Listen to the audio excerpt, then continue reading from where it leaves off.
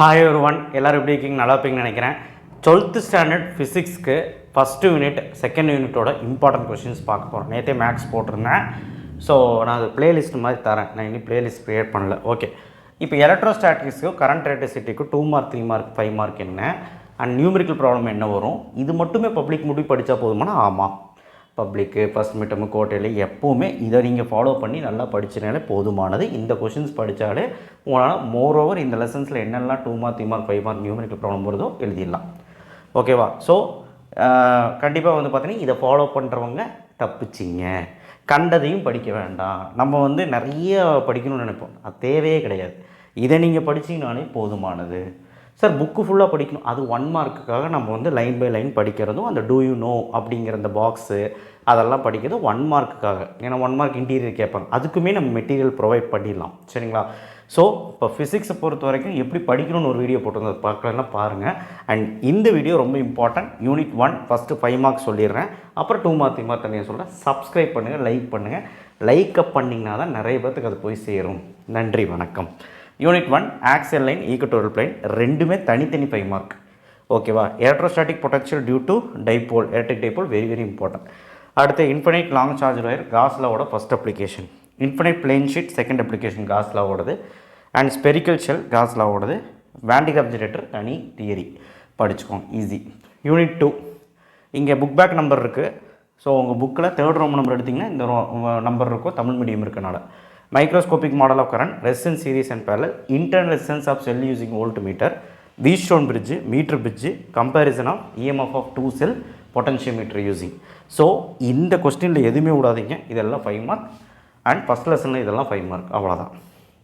அடுத்து 2 mark 3 mark. இங்கே காஸ்லாம் மட்டும் ஆட் பண்ணிக்கோங்க, காஸ்லாம் மட்டும் மறந்துட்டேன். ஓகே, யூனிட் 1 2 மார்க்கில் புக் பேக்கில் இருக்கக்கூடியது இதெல்லாம் மார்க் பண்ணி வச்சு படிங்க. புக்கினில் போலார் நான் போலார் மாலிகுல் முடிஞ்சால் பாருங்கள், அது வரும். அண்ட் காஸ்லாம் இங்கே எழுதுகிறேன், polar and non polar molecule with example. ஓகேவா? அடுத்தது 3 மார்க்ஸ் பொறுத்த வரைக்கும் Coulomb force, gravitation force, 3rd ரோம் number torque, potential to point charge, electric potential energy dipole in uniform electric field, obtain Gauss law from கூலம்ஸ்ல, parallel plate capacity, எனர்ஜி ஸ்டோர்ட் இன் parallel plate capacity, capacity series and parallel, basic properties of electric charge. இது அவ்வளோ important கிடையாது, but பார்த்துக்கோங்க, easy தான். First question properties of electric lines of force புக்கில் இருக்கும், புக்கின்னு அப்ளிகேஷன் ஆஃப் கெப்பாசிட்டர் மின்தேக்கியின் பயன்பாடுகள், இது ஏதோ ஒரு 3 பாயிண்ட். ஸோ இதெல்லாம் 3 மார்க்ஸ், இதெல்லாம் பார்த்துக்கோங்க. ஓகேவா? அடுத்தது இப்போ செகண்ட் யூனிட்டோட 2 மார்க் பார்க்கலாம். 2 மார்க் இதெல்லாம், இதில் லாலாம் ரொம்ப இம்பார்ட்டன்ட். என்னென்னலாம் இருக்குது? ஓம்ஸ் லா, அதுக்கப்புறம் கிரிச்சோஃப் லா, ஜூல்ஸ் லா, சீபக்கு, தாம்சன், பெல்டியரு, இதெல்லாம் ரொம்ப ரொம்ப இம்பார்ட்டன்ட். இதில் எதுவுமே விட்றாதீங்க.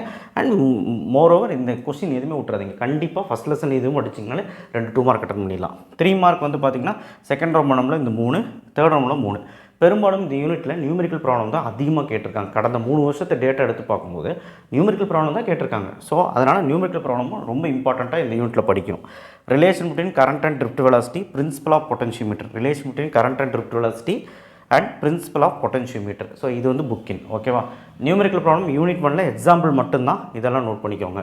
யூனிட் 2 பொறுத்த வரைக்கும் எக்ஸாம்பிள் அனைத்துமே ஒரு மாதிரி எல்லாமே வரும். 2.1, 2.2, 2.3, 2.4, 5, 6, 8, 9, 11, 12, 13, 14, 16, 17 எல்லாமே தான். 27 முடி எது இல்லையோ அது மட்டும் நான் ஒமிட் பண்ணியிருப்பேன், பார்த்துக்கோங்க. எக்ஸசைஸில் 3, 4, 8, 2, 10, 14 எக்ஸசைஸ்லையும் கேட்குறாங்க, எக்ஸசைஸ் சம்ஸும் கேட்குறாங்க. எக்ஸசைஸில் 4th ரோம் நம்பரில் பார்த்துக்கோங்க. ஸோ இது unit 1 and unit 2. Unit 1 and unit 2 நல்லா படித்தாலே உங்களால் ஃபஸ்ட்டு மிட்டம் நல்லா மார்க் எடுக்க முடியும். 50க்கு 45க்கு மேலே எடுத்துடலாம். அண்ட் பப்ளிக்கில் பார்த்திங்கன்னா ஒரு 2 2 மார்க், 2 3 மார்க், 2 5 மார்க் அட்டன் பண்ண முடியும்.